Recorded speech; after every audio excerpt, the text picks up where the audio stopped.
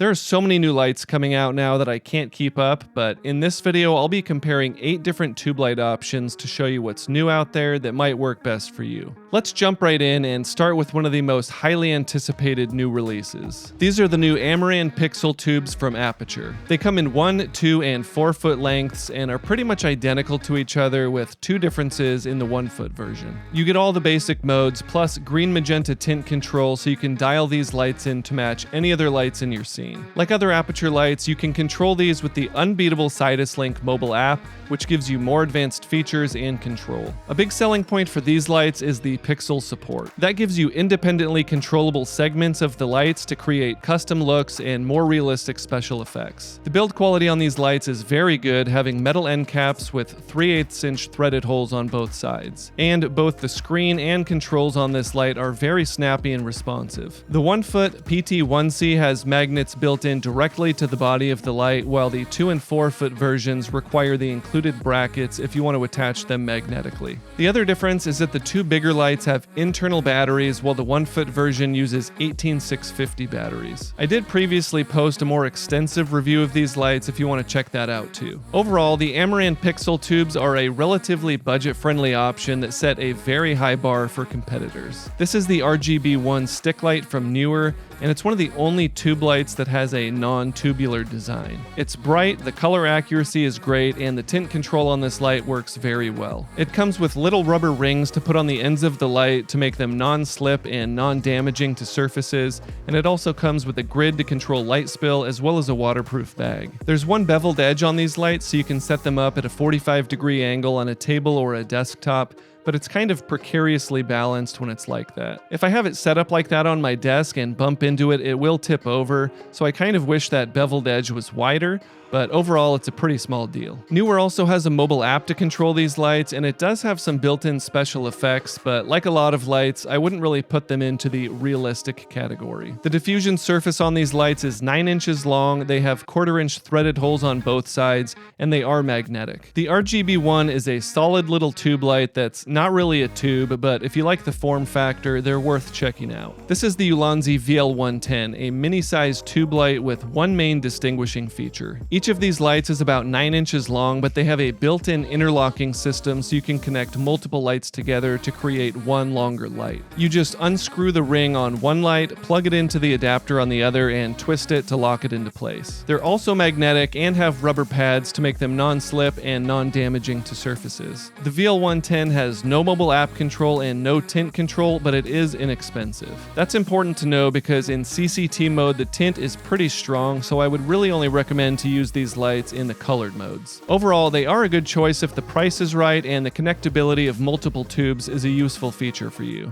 This is the Zhiyun FIVERAY F100, one of the most powerful tube lights I've ever tested. These lights can output a whopping 100 watts, but power is definitely not their only selling point. They've got almost all the bases covered as far as functionality goes, with the exception of lack of green magenta tint control. They are, however, very color accurate, have minimal tint, and everything else about them is so good that I'm okay overlooking the lack of tint control on these lights. My favorite thing about the F100 is the modifier system. Barn doors and grids are not unique to this light, but the softbox style is. It attaches to the open barn doors, giving you an insanely soft light source in this form factor, and is something I haven't seen in any other tube style lights. I did do a full review on these lights as well if you want to check that out after this to see all the details. Overall, they're one of the brightest and most flexible options out there, and the white variant looks pretty darn cool as well. Next up is a super mini option that's kind of a hybrid between a pocket and a tube light. This is the HDL10 AIMT from JYJZPB or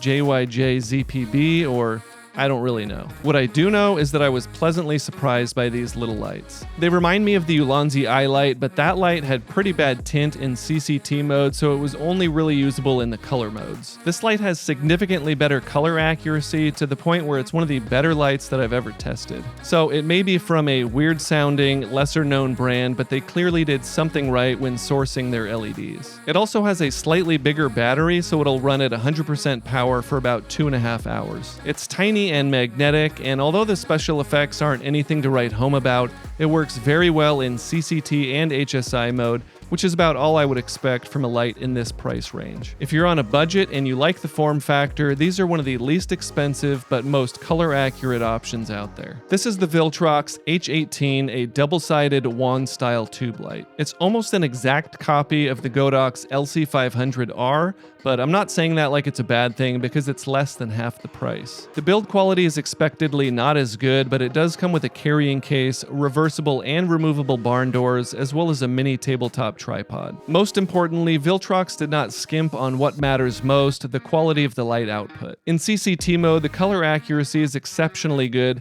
actually significantly better than the Godox LC500R. It's important to know that the special effects only use the RGB side of this light, so if you're trying to simulate other full spectrum lights, it's not going to be color accurate. You do get mobile app control on the H18, which I was surprised to see considering the cost, so it is a budget option worth checking out. These are the BD25R and BD45R, part of GVM's new Pro line of lights. They have a myriad of differences compared to something like GVM's BD100 lights. That includes pixel support, wired DMX ports, and support for NPF batteries. Yes, that means these lights do not come with internal batteries, but they do include 2 NPF batteries as well as chargers, and obviously you can swap them out quickly for fresh ones anytime. Of course, you can also power these lights with the included AC adapter, and everything fits nicely into the padded carrying case. One thing you'll immediately notice off the bat is that these lights are much girthier than your typical T12 diameter lights, so they will output softer light. Not only that, but during my testing, the light output from these lights is very close to what the screen says,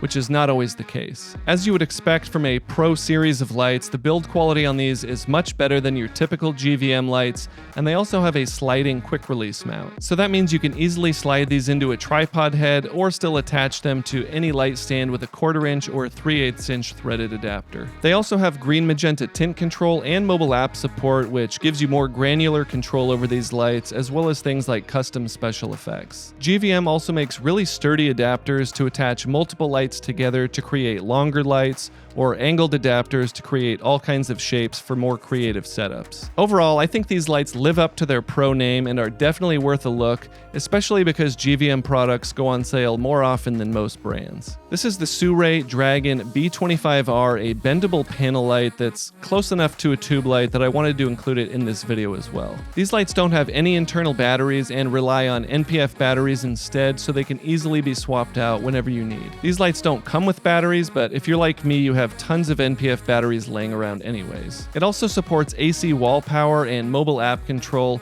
and has a variety of somewhat useful special effects. If it wasn't already obvious, the defining feature of these lights is in their bendable form factor. That helps you wrap light around your subject much better than a typical flat panel light. They also have a built-in interlocking feature, so you can connect multiple lights together and create all kinds of shapes. You can create arches or a full ring to get all kinds of creative looks that you just can't replicate with other types of panel lights. Overall, they're one of the more creative form factors out there, which can translate into more creative work, so they're definitely worth checking out. But what do you think? Leave a comment and let me know if any of these lights pique your interest, or if there's something else out there that you've had your eye on. I'll have links to parts 1 through 3 of this series if you want to check those out, and I already have some lights on hand for part 5, so make sure you're following if you want to see that one. Links to all these lights are in the description if you want to check them out any further. That's it for now. Thanks for watching, and I'll see you next time.